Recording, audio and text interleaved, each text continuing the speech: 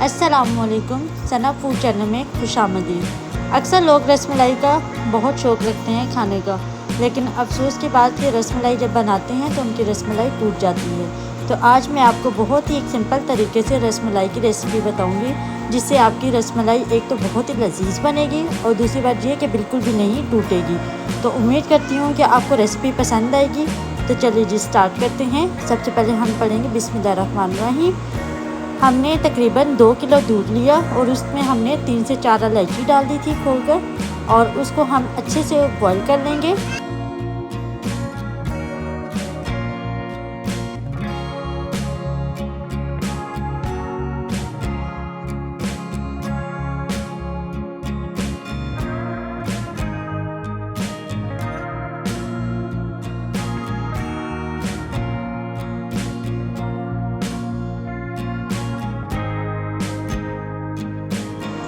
तो जैसा कि आप देख रहे हैं दूध को हमारे बॉयल आ चुका हुआ है।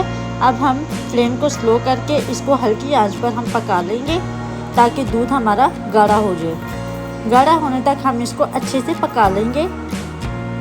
तो जैसा कि आप देख रहे हैं दूध का कलर चेंज होना शुरू हो गया है। अभी हम इसको मज़ीद पकाएंगे।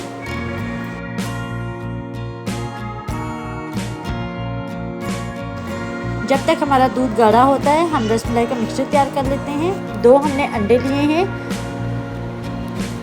और 1.5 पैकेट हम रसमलाई का लेंगे।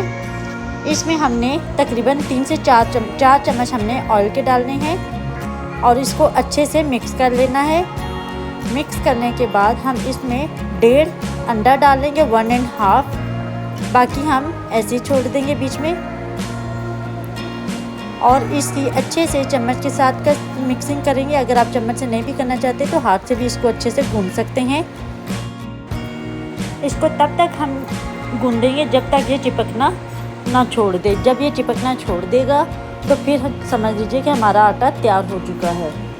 तो अगर बेसिकली ऐसा होता है कि अक्सर लोगों का जो मिक्सचर होता है वो बहुत ज़्यादा नरम हो जाता है। अगर आपका मिक्सचर नरम हो जाए तो इसको आप 5 से 7 मिनट के लिए छोड़ दें, और अगर सख्त हो जाए तो आप उसमें ऑयल या अंडे का और मज़ीद इस्तेमाल कर सकते हैं। बीच में ऐड करके उसको दोबारा से गूंद सकते हैं तो वो बिल्कुल ठीक हो जाएगा। तो जैसे कि आप देख रहे हैं हमारा मिक्सचर तैयार हो चुका है। अब हम इसकी छोटी छोटी बेजवी शक्ल में इसकी बॉल्स बना लेंगे। और एक बात का ख्याल रखना है कि आटा गूंदने के साथ ही हमने फ़ौरन इसकी बॉल्स बना लेनी है।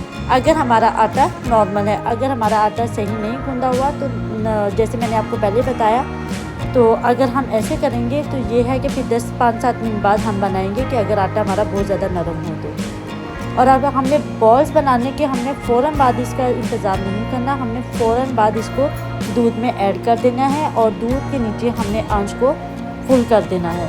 फुल आंच पे हम इसको बीच में ऐड करेंगे और साथ ही साथ हम चम्मच बीच में मारते रहेंगे ताकि ये अच्छे से फूल जाए। जैसे कि आप देख रहे हैं फ्लेम भी हमने फुल कर लिया हुआ है। फ्लेम को चाहे दूध को उबाला भी आ रहा हो, हमने फ्लेम को स्लो नहीं करना जब तक हम बॉल्स बीच में डाल नहीं लेते।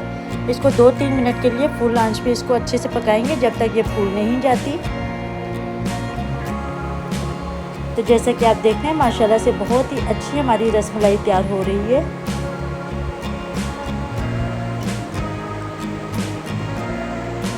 बॉयल आने पर हम इसके नीचे आंच को स्लो कर देंगे और तकरीबन 5 से 7 मिनट के लिए इसको मज़ीद पका लेंगे।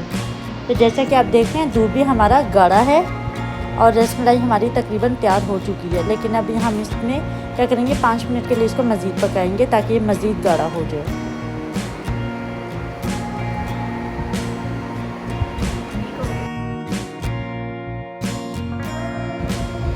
तो जैसा कि आप देख रहे हैं अब हमने 1 कप बीच में चीनी ऐड कर दी है और दूध भी हमारा अच्छे से गाढ़ा हो चुका है। चीनी हम अच्छे से मिक्स करेंगे। मिक्स करने के बाद हम चूल्हा बंद कर देंगे और रसमलाई को हम निकाल लेंगे और गार्निश किए हुए बादाम हम रसमलाई की बॉल्स के ऊपर लगा देंगे।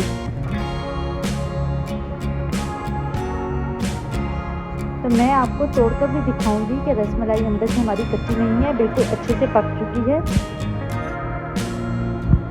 ये हमारे आटे गूंदने पर होता है। अगर आटा जितना अच्छा गूंदेंगे उतनी अच्छी आपकी रसमलाई बनेगी। तो उम्मीद करती हूँ कि आपको वीडियो पसंद आई होगी। अगर वीडियो पसंद आई हो तो लाइक और शेयर ज़रूर कीजिएगा, चैनल को सब्सक्राइब कीजिएगा। नेक्स्ट वीडियो में इंशाल्लाह नई रेसिपी के साथ आपसे मुलाकात होगी। तब तक अपनी दुआओं में याद रखिएगा, अपना बहुत सारा ख्याल रखिएगा। अल्लाह हाफ़िज़।